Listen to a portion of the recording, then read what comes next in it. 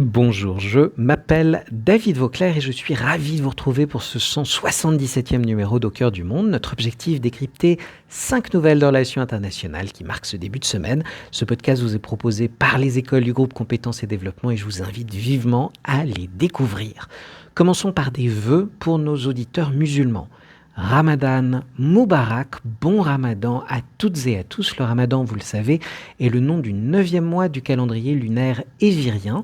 C'est un mois saint de jeûne et de charité, l'un des 5 piliers de l'islam. Il commence ce mercredi, ou peut-être jeudi, selon la lune, dans un contexte de polycrise. Songez à l'Iran, au Proche-Orient, au Sahel ou au Soudan. Plus qu'une pratique religieuse, esquissons une géopolitique du Ramadan en 4 axes. Premièrement, une géopolitique des conflictualités. Le Ramadan impose un dilemme stratégique. La quête de la désescalade, d'une part. Traditionnellement, la diplomatie internationale tente d'instaurer des trêves du Ramadan, à Gaza par exemple. Une trêve réussie est un outil de soft power pour les médiateurs, Qatar, Égypte, Oman. D'autre part, le risque d'embrasement. Le Ramadan est souvent une période de ferveur exacerbée. L'accès à l'esplanade des mosquées, à l'Aqsa, à Jérusalem, peut devenir un baromètre. Une étincelle ici peut embraser la rue de Casablanca à Jakarta, forçant les gouvernements à durcir leur ton pour ne pas être débordés par leur base. Deuxièmement, la diplomatie de l'iftar, ou le soft power de la table. L'iftar, le repas de rupture du jeûne, est devenu un instrument diplomatique de premier plan. Dans le Golfe, c'est une diplomatie de l'hospitalité. En Occident, le maintien ou l'annulation des iftars officiels, notamment sous l'administration Trump, sera scruté comme un signal fort de respect ou de rupture. Troisièmement, une géopolitique astronomique. Le début du Ramadan n'est jamais universel. Il dépend de l'observation de la Lune et c'est donc une bataille de souveraineté. Suivre le calendrier de l'Arabie Saoudite ou celui de la Turquie est un acte politique. En 2026, alors que l'Iran est en plein chaos, la capacité de Téhéran à imposer son propre calendrier à ses alliés, Hezbollah ou milices irakiennes, est un test de la survie de son influence régionale. Enfin, géoéconomie, paradoxalement, c'est un mois de consommation record. On va donc parler sécurité alimentaire. C'est le moment où la dépendance aux marchés mondiaux de céréales et de viande est la plus visible. Une inflation des prix alimentaires juste avant le Ramadan est historiquement un moteur de révolution. Pensez à la révolution de Jasmin ou aux printemps arabes. C'est aussi un moment de choc pétrolier saisonnier. On observe souvent une baisse de productivité industrielle, mais une explosion de la demande énergétique, climatisation, transport pour les réunions familiales, etc., ce qui influe sur les marchés mondiaux de l'énergie. En résumé, la géopolitique du Ramadan est celle d'une vulnérabilité économique et quasi émotionnelle des États. C'est un mois où les frontières s'effacent derrière une idée transnationale, l'Oumma, créant une force que les diplomates et les gouvernements craignent ou tentent de canaliser. Et puisqu'on parle de frontières qui s'effacent, poursuivons par le sommet sur l'impact de l'IA qui vient de débuter en Inde. Et l'idée qui circule dans les couloirs du sommet va faire grincer des dents dans la Silicon Valley et à Pékin, le non-alignement technologique. Les experts nous le disent, vouloir une IA 100% souveraine avec ses propres puces et ses propres serveurs, c'est un fantasme d'un autre siècle. C'est trop cher, trop lent, trop gourmand en énergie. Alors la solution, c'est la stack ouverte, un empilement technologique ouvert, c'est-à-dire avec des éléments interchangeables, transparents, tous interconnectables.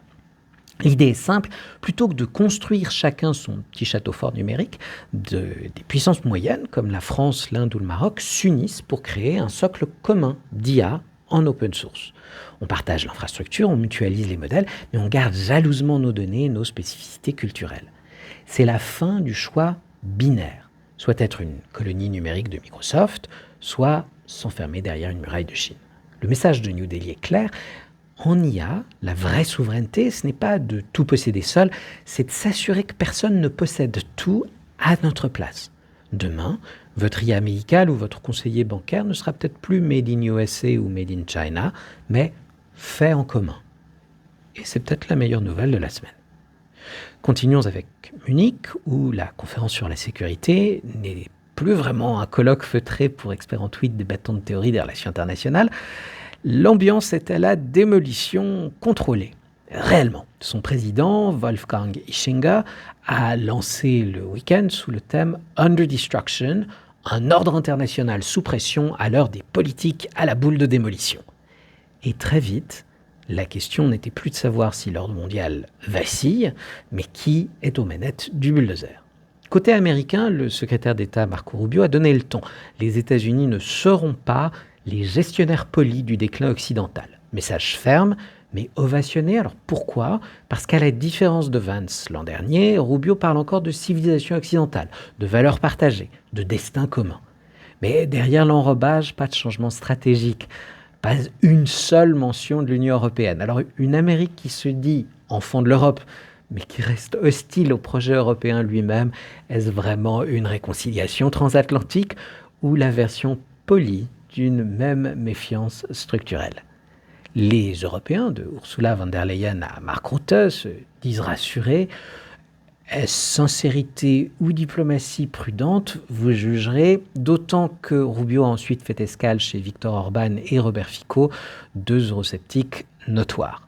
Côté chinois, Wang Yi a surpris en accusant le Japon d'ambition coloniale sur Taïwan.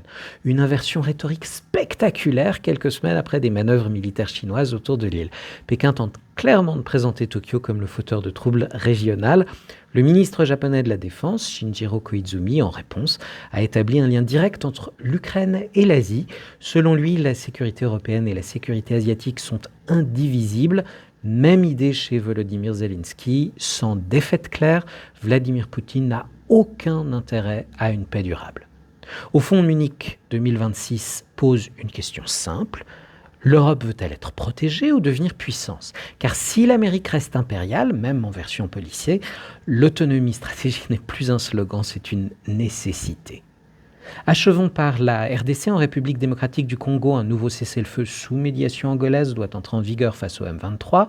Si l'espoir repose sur un mécanisme de surveillance conclu à Doha, la réalité bien plus brutale, la présence de contractants privés liés à Eric Prince, ex-Blackwater, aux côtés de l'armée congolaise, complexifie la donne. Dans l'est de la RDC, la paix dépend moins des signatures que des intérêts liés aux minerais stratégiques. Enfin, parce que la géopolitique n'interdit pas le sourire, terminons par quelques nouvelles olympiques aimables et insolites. Aux Jeux d'hiver en Italie, les villages olympiques connaissent deux pénuries majeures, les préservatifs et le tiramisu. Manifestement, l'esprit olympique de partage s'exprime autant sur les pistes qu'en coulisses. Les organisateurs, eux, accordent une attention maximale à un autre problème, des médailles qui n'arrêtent pas de se casser. Remporter l'or, c'est bien, le garder intact, c'est mieux. Côté sécurité, la police italienne a arrêté un fugitif slovaque recherché depuis 16 ans. Son erreur, tenter d'assister tranquillement à un match de hockey Slovaquie-Finlande. Comme quoi, même les cavales les plus longues peuvent se terminer en prolongation. Ambiance plus tendue encore du côté des médias. Le commentateur d'une chaîne publique italienne a multiplié les erreurs pendant la cérémonie d'ouverture, au point que les journalistes de la rédaction ont annoncé une grève. Au jeu, même la bande-son peut déraper. Et puis, il y a eu ce moment très nordique. Un athlète norvégien fraîchement médaillé a profité de son interview officielle pour supplier son ex-compagne de lui pardonner ses infidélités passées. Verdict, médaille de bronze au cou, mais cœur toujours brisé et toujours célibataire. Saluons tout de même les exceptionnels jeux des Norvégiens, loin devant au tableau des médailles. Moralité, les Jeux Olympiques restent un théâtre unique, on y célèbre la performance, on y croise la diplomatie et parfois simplement la comédie humaine. C'était aussi cela, être au cœur du monde. Merci de votre écoute, n'hésitez pas à commenter, partager si ces analyses vous ont été utiles.